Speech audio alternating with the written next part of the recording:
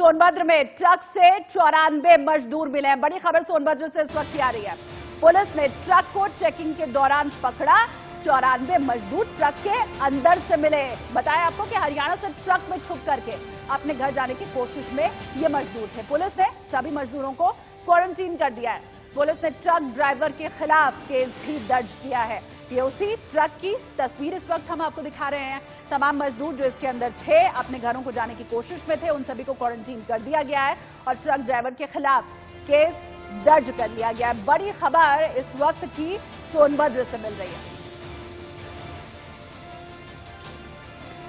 तो प्रवासी मजदूर जो कि अभी भी जहां फंसे हुए हैं अपने घरों को जाना चाहते हैं। ज्यादातर जगहों पे लॉकडाउन में बहुत ज्यादा ढील नहीं मिली है और ऐसे में भविष्य को संशय में देख करके सशंकित होकर के अपने घरों में जाने की जुगत में अभी भी लगे हुए हैं प्रवासी मजदूर। और ऐसे ही सोनभद्र से ये मामला, जहां एक ट्रक में सवार होकर के तमाम मजदूर अपने घरों में जाने की कोशिश में थे, लेकिन चेकिंग के दौरान पुलिस ने पकड़ लिया। 94 मजदूरों को क्वारंटीन फिलहाल कर दिया गया है और इसीलिए लगातार सरकार ये अपील कर रही है कि आप जहां पर हैं वहीं रुके रहें। देखिए तस्वीरें इस वक्त हम आपको दिखा रहे हैं, लेकिन ये सोनभद्र वाली तस्वीर नहीं है। पर हाँ, प्रवासी मजदूरों की जो मुश्किल है, परेशानी है, इन तस्वीरों में भी आप समझ सकते हैं। छोटे बच्चे को हाथ में लिए, गोद में लेकर के, पीठ पर बस्ता टांगे, सामान लिए, लोग पैदल ही अपने घरों को निकल पड़े थे। ये पुरानी तस्वीर थी, लेकिन ये नई तस्वीर भी सुनिए जरा आप। लेकिन खाने पीने के लिए कुछ नहीं था हमारे पास। फिर जब हम अपने जो हमको काम कराने ले जाया, उसको बोले हम घर जाएंगे तो मेरे पास पैसे नहीं है, मैं कहाँ से दूंगा। फिर वो भाग गया। फिर हम क्या खाते पीते उधर। फिर उधर से निकल गए। फिर पैदल पैदल आ रहे थे। गांव में कुछ एक दो गांव में खाना दिया, उसके बाद गांव में घुसने भी नहीं दे रहे थे, कोई रास्ते में चलने भी नहीं दे रहे थे। फिर हम लोग जंगल जंगल आए हैं। कहीं पानी मिलता था, कहीं पानी भी नहीं, कहीं कभी भूखे भी रहते थे। वैसे वैसे चल के इतना दूर आए हैं। और कई ये तिलगाना में तो वापस भिजा देते थे, जंगल में छोड़ देते थे ले जाके। जंगल में वहाँ पानी नहीं, कुछ नहीं। और फिर मेरे बच्चे के लिए दूध भी नहीं मिल रहा है। कल इधर एक गांव में दूध दिया, वो दूध कितना दिन पूरेगा, दूध भी फट गया। अब क्या पियाएंगे हम बच्चे को भी। कुछ जाने आने के लिए गांव वाले भी सुविधा करते ना कि इतना दूर से पैदल जा रहे हैं। रात में जब वहाँ पे रुके, खाना खाने के लिए बोला कि हम लोग गाड़ी लगा देते हैं, तुम चले जाना। फिर बोल रहा है कि यहाँ से फट से निकलो, गाड़ी का सुविधा नहीं है, पुलिस वाले यहाँ पे तुम लोगों को मारेंगे, पिटेंगे, हमको गाली देते हैं, ऐसे बोलने लगे। कितना दिन हो गया आज? तो सुना आपने इस महिला को। एक तरफ तो ये कहा जा रहा है कि भरपेट खाना खाओ ताकि इम्यून सिस्टम मजबूत रहे आपका, और वहीं दूसरी तरफ ये तस्वीरें भी हैं जहां 2 वक्त की रोटी भी लोगों को नसीब नहीं हो रही है। ये उम्मीद की जा रही है इन प्रवासी मजदूरों से कि कोरोना के प्रकोप को ये समझें, लेकिन प्रशासन और सरकार को भी समझना होगा कि इतने दिन बीत जाने के बाद भी स्थिति सामान्य क्यों नहीं हो पाई है, राहत सामग्री कुछ लोगों तक पहुंच क्यों नहीं पा रही है। छोटा सा ब्रेक। और यही वजह है कि ये प्रवासी मजदूर अभी भी इस जुगत में लगे हैं कि कहीं से कोई एक राह दिखाई दे जाए और हम अपने घरों की ओर वापस लौट जाए, कम से कम मां सुरक्षित रहेंगे। महाराष्ट्र की आप तस्वीर देखिए, कुछ दिन पहले बांद्रा में जो भीड़ इकट्ठा हुई थी वो भी हमने आपको दिखाया था। अब महाराष्ट्र के दहिसर की ये तस्वीर है। एक माँ अपने छोटे से बच्चे को हाथ में लिए किस तरह से सड़क के ऊपर बैठी है, देखिए। बच्चे हम लोग पैदल चल रहे हैं, वहाँ काम करते थे, लेकिन खाने पीने के लिए कुछ नहीं था हमारे पास। फिर जब हम अपने जो हमको काम कराने ले जाया, उसको बोले हम घर जाएंगे तो मेरे पास पैसे नहीं है, मैं कहाँ से दूंगा। फिर वो भाग गया। फिर हम क्या खाते पीते उधर। फिर उधर से निकल गए। फिर पैदल पैदल आ रहे थे। गांव में कुछ एक दो गांव में खाना दिया, उसके बाद गांव में घुसने भी नहीं दे रहे थे, कोई रास्ते में चलने भी नहीं दे रहे थे। फिर हम लोग जंगल जंगल आए हैं। कहीं पानी मिलता था, कहीं पानी भी नहीं, कहीं कभी भूखे भी रहते थे।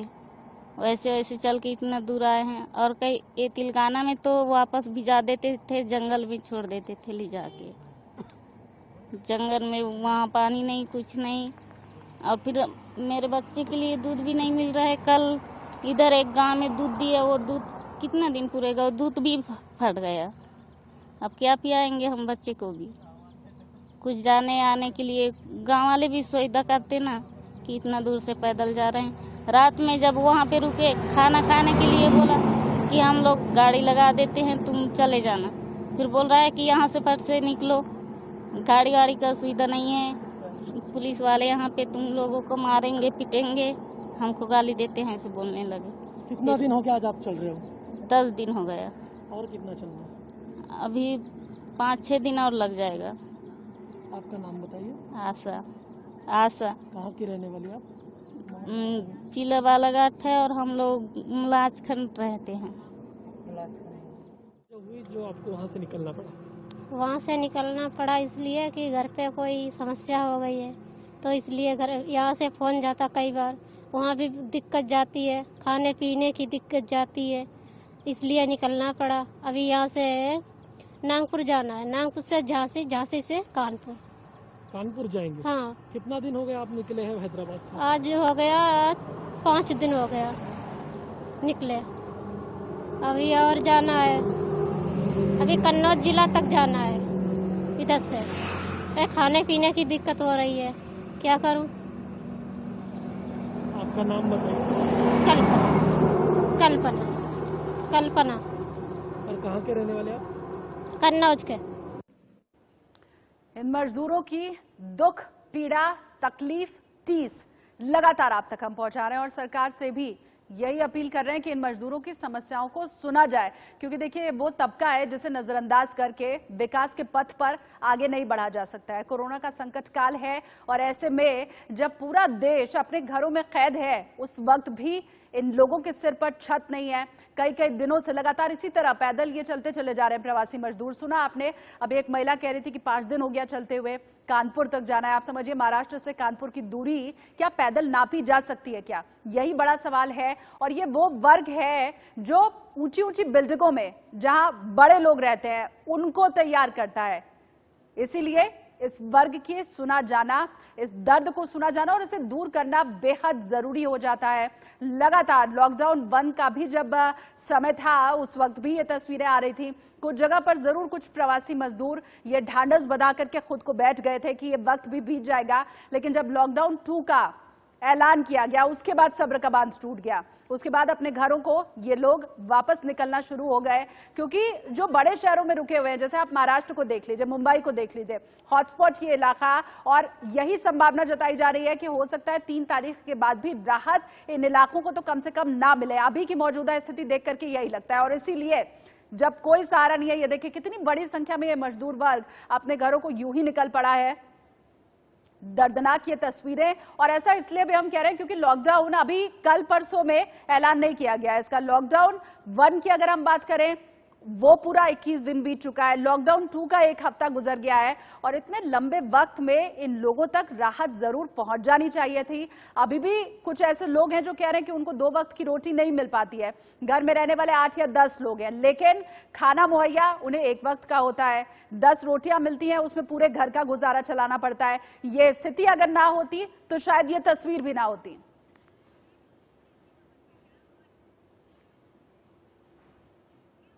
न्यूज रूम से मेरी सहयोगी रचना इस वक्त जुड़ गई हैं, तो उनका रुख कर लेते हैं। रचना, लॉकडाउन 1 में हमने यही तस्वीरें दिखाई, लॉकडाउन 2 का अब 1 हफ्ता गुजर गया है, लेकिन कमोबेश वही हालात दिखाई दे रहे हैं मजदूर वर्ग के। शालिनी, दुखद यही लगता है कि लॉकडाउन 1 में भी जब ये तस्वीरें सामने आई थी, किसी का भी कलेजा पसीज जाएगा। 25 से 30 हजार लोग दिल्ली एनसीआर में जमा हो गए थे और इस महिला को देखिए, छोटा सा बच्चा इसके हाथ में है, पता नहीं कितनी दूर तक ये पैदल चल रही है और आगे चलना पड़ेगा। सवाल ये कि जब मुंबई के बांद्रा में प्रवासी मजदूर इकट्ठा हो गए थे, तब उद्धव ठाकरे सामने आए थे और ये कहा था कि आप भले ही दूसरे राज्यों से ताल्लुक रखते हो, लेकिन हम आपके लिए हैं। आप ये सोचिए कि हम आपकी फिक्र में हैं, हम आपकी केयर करेंगे, हम आपको खाना देंगे, हम आपको रहने की जगह देंगे, आपको फिक्र करने की जरूरत नहीं है। और फिर जैसे जैसे वक्त बीतेगा, हालात सामान्य होंगे, ये मैं जिम्मेदारी लेता हूं कि आपके राज्य, आपके घर तक हम पहुंचाने की आपको पूरी कोशिश करेंगे, लेकिन इसमें थोड़ा सा वक्त लगेगा। लेकिन बड़ा सवाल ये, अगर इन्हें खाना मिलता, समझ नहीं आ रहा है कि पूरा होगा कब, क्योंकि अभी तक इस तरह की तस्वीरें लगातार दिखाई दे रही हैं और मेरे ख्याल से पूरी तरह से हताश और निराश ये वर्ग अब हो चुका है। कोई भी जब उम्मीद नजर नहीं आती है, तभी इस तरह से गठरी उठा करके, हाथ में बच्चा लेकर के ये लोग अपने घरों की ओर चले हैं।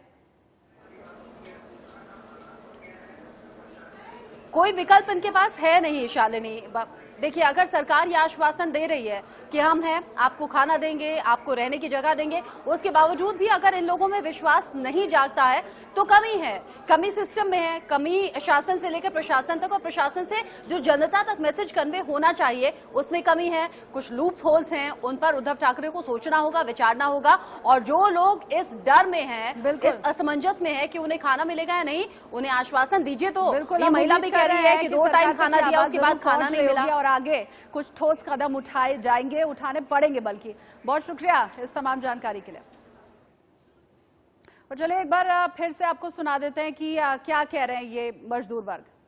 खाने पीने की मेरे पास 3 महीने का बच्चा है, हम लोग पैदल चल रहे हैं, वहाँ काम करते थे, लेकिन खाने पीने के लिए कुछ नहीं था हमारे पास। फिर जब हम अपने जो हमको काम कराने ले जाया, उसको बोले हम घर जाएंगे तो मेरे पास पैसे नहीं है, मैं कहाँ से दूंगा। फिर वो भाग गया। फिर हम क्या खाते पीते उधर, फिर उधर से निकल गए। फिर पैदल पैदल आ रहे थे, गांव में कुछ 1-2 गांव में खाना दिया, उसके बाद गांव में घुसने भी नहीं दे रहे थे, कोई रास्ते में चलने भी नहीं दे रहे थे। फिर हम लोग जंगल आए हैं, कहीं पानी मिलता था, कहीं पानी भी नहीं, कहीं कभी भूखे भी रहते थे। वैसे वैसे चल के इतना दूर आए हैं। और कई ये तिलगाना में तो वापस भिजा देते थे, जंगल में छोड़ देते थे ले जाके, जंगल में वहाँ पानी नहीं, कुछ नहीं। और फिर मेरे बच्चे के लिए दूध भी नहीं मिल रहा है। कल इधर एक गांव में दूध दिया, वो दूध कितना दिन पूरेगा, वो दूध भी फट गया। अब क्या पियाएंगे हम बच्चे को भी। कुछ जाने आने के लिए गांव वाले भी सुविधा करते ना कि इतना दूर से पैदल जा रहे हैं। रात में जब वहाँ पे रुके, खाना खाने के लिए बोला कि हम लोग गाड़ी लगा देते हैं, तुम चले जाना। फिर बोल रहा है कि यहाँ से फट से निकलो, गाड़ी वाड़ी का सुविधा नहीं है, पुलिस वाले यहाँ पे तुम लोगों को मारेंगे, पिटेंगे, हमको गाली देते हैं, ऐसे बोलने लगे। कितना दिन हो गया आज आप चल रहे हो? 10 दिन हो गया। और कितना चलना है? अभी 5-6 दिन और लग जाएगा। आपका नाम बताइए। आशा। कहाँ की रहने वाली आप? जिला बालाघाट है और हम लोग मलाजखंड रहते हैं। जो आपको वहाँ से निकलना पड़ा? वहाँ से निकलना पड़ा इसलिए कि घर पे कोई समस्या हो गई है, तो इसलिए घर यहाँ से फ़ोन जाता कई बार, वहाँ भी दिक्कत जाती है, खाने पीने की दिक्कत जाती है, इसलिए निकलना पड़ा। अभी यहाँ से नागपुर जाना है, नागपुर से झांसी से कानपुर जाएंगे? हाँ। कितना दिन हो गया आप निकले हैं हैदराबाद से? आज हो गया 5 दिन हो गया निकले। अभी और जाना है, अभी कन्नौज जिला तक जाना है इधर से। खाने पीने की दिक्कत हो रही है, क्या करूं। आपका नाम बताइए। कल्पना। और कहाँ के रहने वाले आप? कन्नौज के। तो इन प्रवासी मजदूरों की बात आपने सुनी, भूखे पेट लगातार ये चलते जा रहे हैं। छोटे तकरीबन 2-3 महीने के बच्चे को लेकर के भी एक महिला अपनी गोद में मीलों चलती चली जा रही है और लगातार आश्वासन देने की कोशिश जो इन मजदूरों को की गई, जरूर वो असफल रही है, तभी इस तरह की तस्वीर सामने आ रही है। अब भी बहुत से ऐसे लोग हैं जिन तक न राहत सामग्री पहुंच रही है, न प्रशासन की बात पहुंच रही है, और यही कोशिश हमारी है कि इनकी आवाज सरकार तक पहुंचाई जा सके। और सवाल पहले भी उठ रहे थे, अब भी उठ रहे हैं और उठना लाजमी भी है। मेरी सहयोगी उर्वशी खोना मुंबई से इस वक्त मेरे साथ जुड़ रही हैं। उर्वशी, पहले जब लॉकडाउन 1 में ऐसी तस्वीरें आई थी तब विपक्ष ने कहा था कि आप अमीरों को विदेशों से लेकर के आ जाते हैं, लेकिन इन प्रवासी मजदूरों को उनके घर नहीं पहुंचा सकते। अब लॉकडाउन 2 में ये बात कही जा रही है कि अमीरों के बच्चे कोटा पढ़ते हैं, वहां बसेस भेज दी जाती हैं, लेकिन ये गरीब जहां है वहीं है, इन तक मदद नहीं पहुंचती।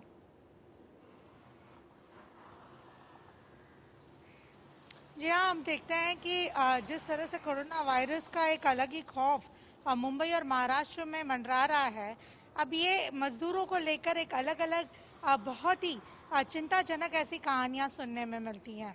हमने इन महिलाओं को सुना, ये सारी महिलाएं दूसरे लेबरर्स के साथ हैदराबाद से चलकर आई हैं, चलकर नागपुर तक पहुंची हैं।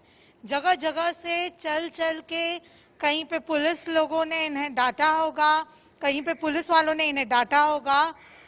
वहीं ये देखते हैं कि भूखे पेट ये चलते आ रहे हैं और नागपुर तक पहुंचे हैं। ये विजुअल्स एक बहुत ही अलग कहानी हमें बताती है, जहां पे हम देखते हैं कि 3 महीने का बच्चा हाथ में लिए ये माता है जो चलते आ रही है, क्योंकि यहाँ पे कोई हल नहीं है।